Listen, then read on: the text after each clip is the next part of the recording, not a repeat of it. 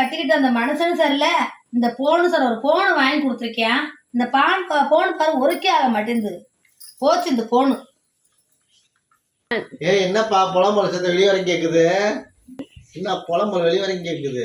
ஆமா, இந்த போனு உங்கள மாதிரியே இருக்குது. போனு வாங்கி கொடுங்க. போனு பாருங்க எப்படி இருக்குன்னு. சரி, உனக்கு ஒரு சர்ப்ரைஸ் காத்து இருக்கு. என்ன சர்ப்ரைஸ்? வரும்போது என்ன வாங்கி தருவீங்க?